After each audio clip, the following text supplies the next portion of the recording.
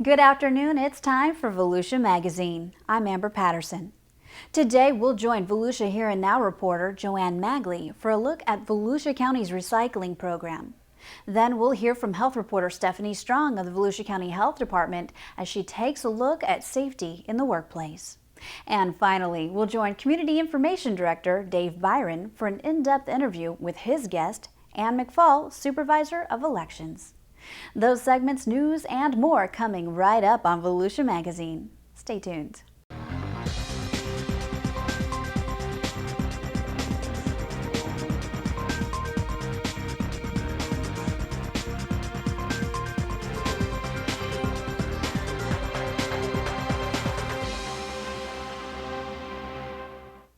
100 World War II veterans and their escorts recently made a day trip to Washington, D.C., where they visited war memorials and reminisced about their experiences. This was the 10th and final journey of Volusia Honor Air, which was founded 5 years ago by 3 DeLand Rotary clubs that wanted to honor World War II veterans. Since 2008, Volusia Honor Air chartered 10 flights that flew 1,000 veterans to the nation's capital.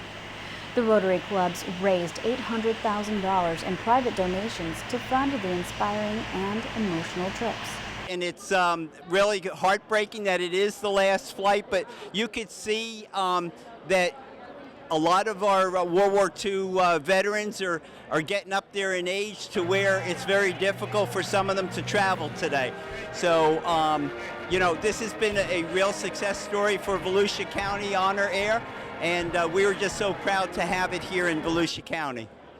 The highlight of the Veterans Day was a visit to the World War II Memorial, which honors the 16 million Americans who served in the armed forces, the 400,000 who died, and the millions who supported the war effort from home. As far as the memories bringing back, one of the nice things that all of these get-togethers is talking to the other GIs, sailors, and they all have stories to relate. And some of them you realize I was in the same beachhead with them, or in the same battle, or the same theater of operations, or in the same type of aircraft or landing craft. So that's very memorable to me.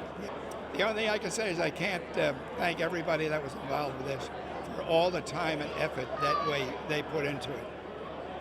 And it makes us all realize what a great nation we all live in, and so much to be proud of. An estimated crowd of 2,000 well-wishers welcomed the veterans home at 9 p.m., including the 3rd grade class from Cypress Creek Elementary School in Port Orange. The youngsters wrote letters to the veterans and greeted them with a handmade banner. But the one thing I saw more at this welcome home in Daytona Beach than anywhere else was the amount of younger men and women. I'm talking about grade school age through the high school age. More people that I've saw at this time than any other. They were here. They wanted to know, they wanted to learn, they wanted to understand, they wanted to meet those World War II veterans who were losing at about 1,100 to 1,200 a day. Honor Air programs across the county have ceased their flights because the number of World War II veterans who are able to make the all-day trip to Washington has dwindled. The National Honor Flight Network has said it will focus on Korean and Vietnam War veterans as they grow older. Relief is coming to Votran public transit riders who sometimes face standing room only on the routes that serve the US 1 corridor in the Daytona Beach area. The US 1 service, routes 3 and 4, are busiest for the county's public transit system because they serve the heart of Daytona Beach and serve Votran's Transfer Plaza on Palmetto Avenue. Service on these 2 routes sometimes can be so crowded that not only do passengers have to stand, but also bus operators have a hard time keeping the buses on schedule. However, things should get better. Last week, the Volusia County Council accepted a $1.4 million grant from the Florida Department of Transportation that will fund service enhancements that will increase the frequency on these routes from 60 minutes to 30 minutes. Votran General Manager Steve Scherer said the increased frequency along US 1 is something Votran has been seeking for a long time, but the bus system hasn't been able to fund the enhancement. The state money will help at least for the next 2 years. The need for the expansion came directly from transportation development plans in the past, documented proof that the routes were in need of expansion, and was one of the number one priorities of Volusia County in the aspect of transportation and VOTRAN. VOTRAN estimates the 30-minute frequency will cost about $725,000 a year. It's anticipated when the 2-year agreement expires, it will be renewed for 3 more years. For more information, visit Votran.org. The Symetra Tour, the junior circuit of the Ladies Professional Golf Association, wrapped up its 2012 season recently with a final round at LPGA International in Daytona Beach.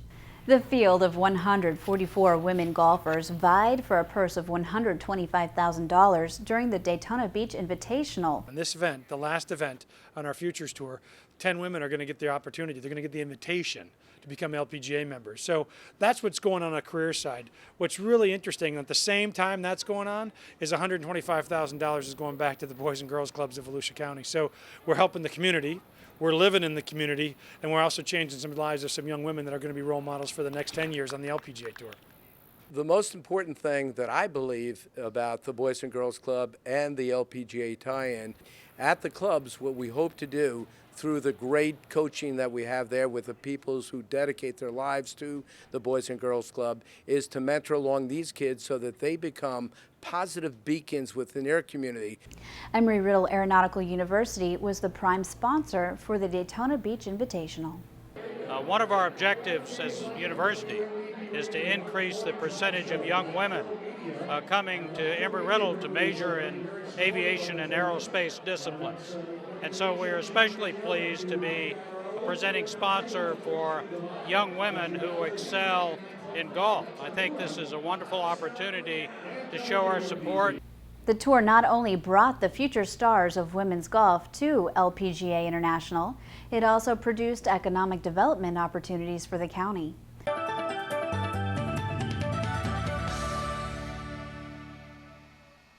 I'm Andy Kelly with the Volusia County Council. The St. Johns River is one of the gems of West Volusia County. This beautiful waterway is a haven for manatees and a mecca for fishermen and boaters. You can support the river by buying a St. Johns River specialty license plate. For each plate that is purchased, $25 is sent to the St. Johns River Alliance, a not-for-profit group that helps conservation, education, research, and cleanup efforts of the waterway. You can purchase a St. Johns River license plate at your local tag and title office. Thank you.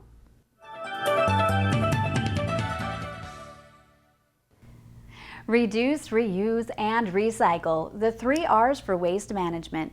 When you put your recyclables to the curb, you're helping to reduce the amount of trash that goes into the landfill. And as Volusia Here and Now reporter Joanne Magley explains, you're also helping to create new products from recyclables.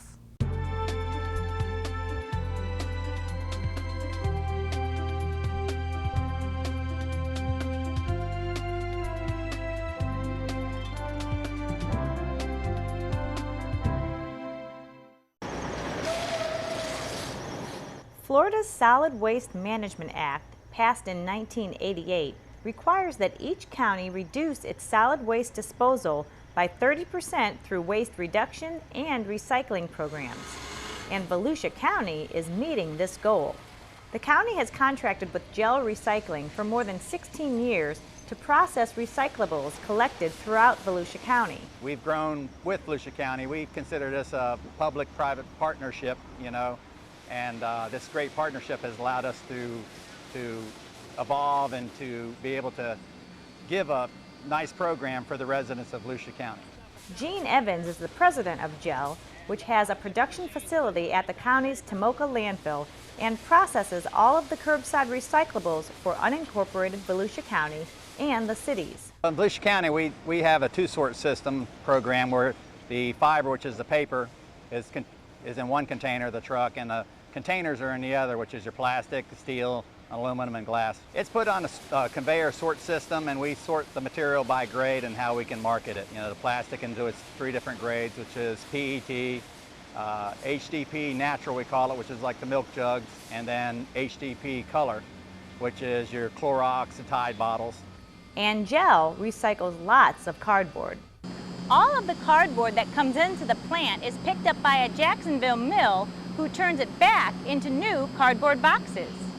The plant has sophisticated machinery in place that separates the plastics from glass and cans. A magnet pulls out the steel cans, and then the rest goes through 2 optical sorters. It comes over the conveyor, and there's the light on that piece of tile right there, and it actually tells you what kind of plastic it is, and it blows it into either bin. After the recyclables are sorted, they are baled and readied for delivery to a number of manufacturers in the United States and globally. Soda bottles can be made back into a fiber which can be used for clothing or carpeting. Colored plastics can be made into products like paint buckets, which are found at big-named home improvement stores. Recycled glass also has many uses. We take the glass and take it to our Orange City plant and process some of it, but it can be made into a road-based product and also into sandblasting media and filter media. Evans says many people don't know what happens to the recyclables and that education is critical. We encourage tours to come out to the plant so they can see what happens with the products that they put at the curb. And remember to complete the recycling circle by purchasing goods produced with recycled content. For Volusia Here and Now, I'm Joanne Magley. For more information on recycling, including what items you can recycle and tips on reducing and reusing, visit volusia.org/recycle. Whether it's picking up a pile of discarded papers, closing a file cabinet drawer, or replacing a faulty electrical cord, a safe environment is a productive environment. In this segment of Community Health Matters, Stephanie Strong shows us how to stay safe in the workplace.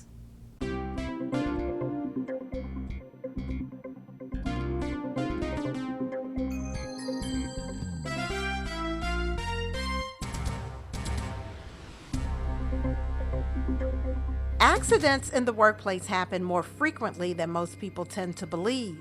In the United States, tripping, slipping, and falling ranks second behind automobiles in terms of accidents.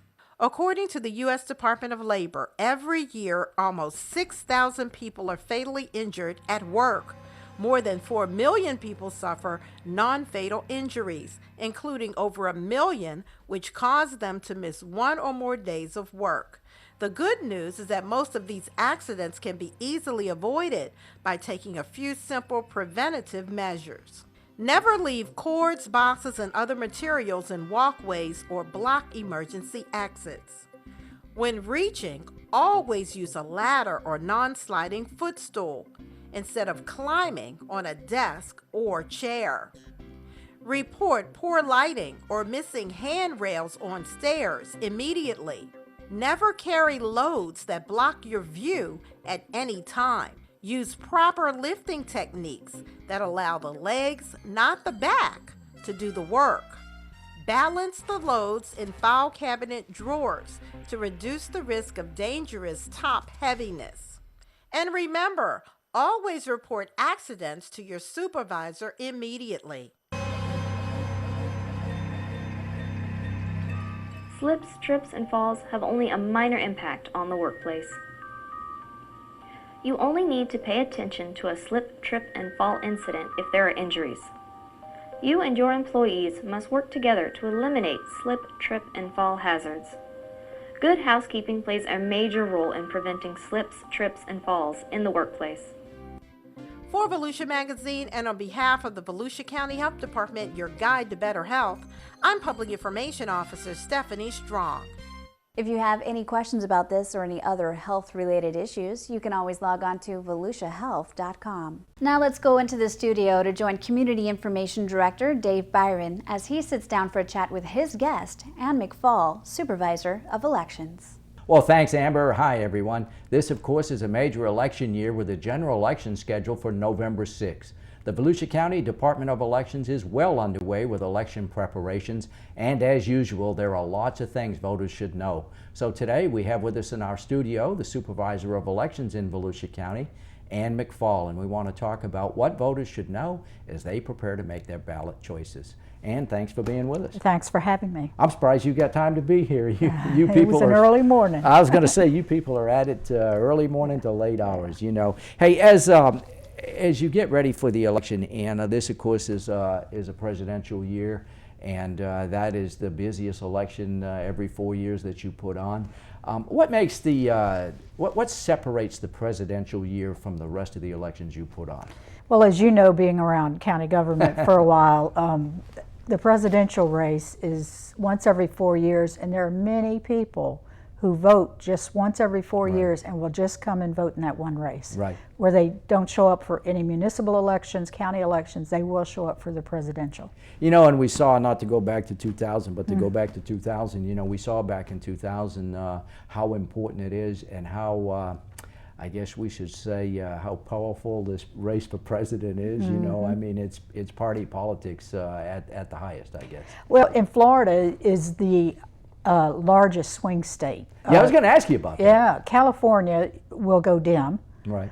Texas will go Republican. Florida is the largest state that's a toss-up. Right. And Volusia County is one of the toss-up counties in Florida. You know, they keep talking about the Florida I-4 corridor, of course, Volusia County. And again, they're saying, just as you just said, this could be where it goes. Right. The polls now show there's just 1 percentage point difference in Florida. Wow. And I don't even know how Volusia would be like that.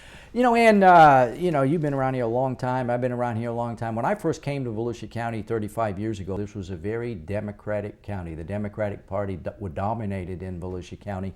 That's not the case anymore. It's changed a lot, hasn't it? Right. We're still a Democratic county, about 38% Dems, but it's 35% Republicans. Right. The fastest growing party is no party affiliation. And it's hard to figure out the NPAs, huh? Well, it is, and that's who's going to decide how Volusia County goes in the presidential race. Right. It's just too close otherwise. And let's talk about registered voters. You know, I remember back in 2000 when we counted them again, it was like 284,000 ballots or something. What do you expect in terms of turnout this year? We have 320,000 registered voters, although we're getting 500 to 1,000 new applications a day. Unbelievable. So we're entering that in and everything. But right now, 320,000 registered voters. It'll be about a 75% turnout. Unbelievable. Hey, you just mentioned that. I didn't realize you were getting that many new registrations every day. What do you have to do when you get those? We have within 5 days to enter it. And if anything's missing, during that 5 days, we have to notify the registered voter that something's missing. Was it a signature? Was it their driver's license number? Something like that. So it's a very compressed time period, and book closing is October 9th. So we're really down to the wire. Yeah. Let's make sure we're clear on that. For a person to register to vote, what do they have to do? Fill out an application. Right. You can go to any library. You can go to my website, volusia.org/elections. You can go to my office in DeLand. You can go to the county office at 250 North Beach. Any city hall has applications. Fill out an application. You don't have to bring it over to DeLand. Drop it off at a library because they'll stamp it as received. We're also my office is going to be open late October 9th till 7 o'clock to receive the applications as well. So are you saying that as long as that application is stamped by that day, then people will be okay? Yes, in fact, it could be postmarked by that day. Okay. If it's postmarked October 9th, it has to get to me within 5 days, and we will enter it. Okay. Let's talk about absentee ballots, because that's been a growing trend in Florida. No requirement, I think. You don't have to have a hardship or anything to qualify for an absentee ballot. Is that correct? You do not have to have any excuse. And so what do you do about an absentee ballot? If you want one, how do you get one? It's very easy. You can just call the office. You can take it over. We could take the request over the phone. They'll ask you a few unique questions, birth date, stuff like that, and we'll mail it to you. Right. It's 24-hour turnover. You can also fill out an absentee ballot request off the website. Right. But the easiest way is just to call the office. So on an absentee ballot, I do my absentee ballot, and let's say I don't mail it until the day before the election, and let's say you don't get it for 2 days after the election, how does that work? It is not counted. The Right. canvassing board will reject it. Right. It has to be in my office by 7 p.m. election night. Right. It cannot be handed over to a polling place or a precinct because Right. they won't get it back to me till after 7. So please run it to my office if you just voted it on election day. So what happens if I request an absentee ballot and then I decide I don't want to vote by absentee ballot and I decide I'm going to show up at my precinct? What happens then? Well, we encourage you to take the absentee ballot with you to your precinct. Right. Hand it in, they'll write canceled, and they'll give you a ballot. Right. You could also do that at an early voting site. Okay. Now let's talk about early voting because that's another a convenience for the public and again a growing trend in the country. When does that early voting start, Ann? Early voting starts October 27th, which is a Saturday, and goes to the next Saturday, November 3rd, including that Sunday in between there. Right. That's really popular for some church people. Any idea how many people you expect at early voting this year? Well, Dave, this is the wild card because in 2008, 50% of the people who voted either absentee or early. That means Wow. just 50% showed up at the polls. Wow. This year, we're going to be open 12 hours a day, 7 a.m. to 7 p.m., and we've added Ormond Beach since 2008. Right. So I'm guessing it's going to be probably 30% of the people who are going to vote early. Unbelievable. And Yeah. of course, for the candidates out there, that changes the whole way they have to campaign, doesn't Well, it? it's double their campaign Right. expenditures. Right. And I will tell you, I think the wave of the future in elections statewide are going to be vote centers. Right. And it'll be like, for Volusia County, 20 to 30 vote centers open for a week. And you won't open polling places on election day. That's You think the way. so? You I think think that's it's what's going gonna that way. happen? Wow. Yes. Let's talk about military ballots for a second. My understanding is you send the military ballots out first. Is that correct? Right. We have to send them out 45 days ahead of the election day, and we send out about 1,200 Right. overseas in military. Is that a federal requirement, Ann? Yes. Yeah. And so let's say that you have these soldiers that are over in Afghanistan, they get their ballot early, they mark it, they mail it, but you know, sometimes that military mail doesn't work too well and so forth. How long can you accept a military ballot? I mean, I think you have a little leeway there, don't Yes.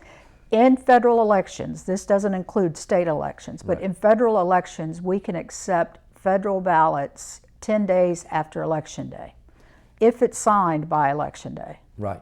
So in other words, if it comes in beyond 10 days, then you cannot accept it. You're not required. You can't accept it. We can't accept it. Right. Now, what about on a military ballot, the state offices and the local offices? I guess you get one ballot, so do you count all of them or just the federal votes? Just the federal the congressional races and the presidential race. Okay. Now, on voting day, the polls open at 7 o'clock. Right. And I believe they close at 7 o'clock. Is that right? The last person in line will be able to vote, but yes, we kind of put a placeholder in. we at actually 7 put the o'clock. poll deputy in the Right. line. Is that pretty standard across the United States, Ann? Yes. So, in other words, across the United States, the polls open in California at 7 and close at 7? Yes. Although that's 3 hours different from us. And that's a big issue if you think about it, because, for instance, California will still be voting when Florida closes. Right. So California will know half of the United States' results before their polls close. It's an issue. Right. And obviously, you've made a number of changes to try to accommodate people that have Spanish as a second language. What's changed along those lines? Well, everyone will get a bilingual ballot, first of all. We also have sample ballots available in English and Spanish Right. on our website. All of our ads will be in English and Spanish. A lot of our literature that we hand out on a regular basis is bilingual as well. And what about for those folks that have a physical handicap? I know that you've gone out of the way to make sure you accommodate those folks as well. We've added, with the support of the County Council, we've added a lot of new equipment. Beginning in '06, we have the touch screens where Right. you could do it by voice. We're going to replace those in 2014 probably. Right. And then we've added something that's called the EVID system, electronic voting identification. You just swipe your driver's license and you're on your way. Really? We give you your ballot, and we'll give you the right ballot, because in early voting sites we have what's called BODs, ballot on demand. So when Ann McFall comes in, swipes her driver's license, it will automatically print the correct ballot for I me. see. So there's a lot of that going on. Wow.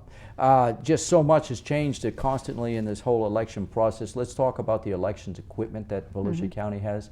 For those folks that are maybe new to the area, what type of equipment do you have? We have what most other counties have. It's an optical scan system to where you bubble in, just like a test that a kid takes all the time. You bubble in your selection and you put it in the unit. It's as simple as that. What about people that you know, they perhaps they write on their ballot? Maybe they're a real supporter of Obama or Romney or whatever, and they write it in. Or what if they don't fill in the ovals the way that they're supposed to? I mean, what happens to all of those ballots? Well, if it happens at the precinct, it would the machine will kick it back Throw it out. up, right. And they have the opportunity to correct it. Right. Now, this ballot this year is going to be, some will get a 6-page ballot, some will get an 8-page ballot. Wow. So they're going to have to correct the whole ballot. Unbelievable. And I don't know if people are going to want to do that. But it will kick it back out. Where the issue is, and this is what the canvassing board spends the majority of their time on, when someone makes an error on their ballot, since they're absentee, and sends it back to us, we have to duplicate it in the public. Everyone can watch the duplication process, and the canvassing board does it.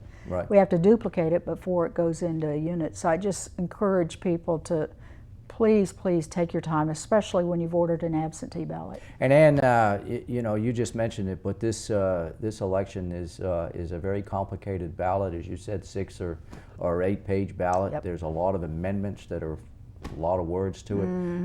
I guess the best advice for people is to really study that ballot in advance, because you got to be ready when you go into the voting booth, I guess. And in fact, we're mailing a sample ballot to everyone October 15th. So watch for your sample ballot in the mail. If you don't get it by the 20th, please call.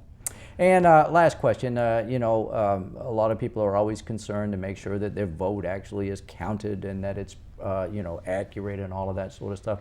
You and I have talked many times. You have the highest level of confidence in our system, and everyone's vote will be counted. I absolutely do. Our security, Dave, is, I think of Catherine Odom often because our security is something she wouldn't even recognize. You know, it's 2 by 2, and not one person is in the office by themselves at any given time. It just goes on and on and on. So we're ready. Well, Ann, I want to thank you very much for sharing the information with us today. I know you're a real busy person. Your staff's doing a great job. And the idea of it is we want all 300,000+ of those people to go vote, huh? We're ready for them. Our guest today, our Supervisor of Elections, Ann McFall. And for more information, all you have to do is go to the county's website and click on Elections. And with that, we'll go back to you, Amber. Thanks, Dave, and thank you for watching Volusia Magazine. If you have any questions about our program, just give us a call at any of the numbers you see listed here, or you can log on to volusia.org. You can also watch the show online. Just go to volusia.org and click on the Volusia Magazine icon. And we hope you won't forget to listen to Volusia Today, Volusia County Government's public information radio broadcast. Volusia Today airs every Tuesday and Sunday mornings on the local radio stations you see on your screen. For Volusia Magazine, I'm Amber Patterson. Have a great evening.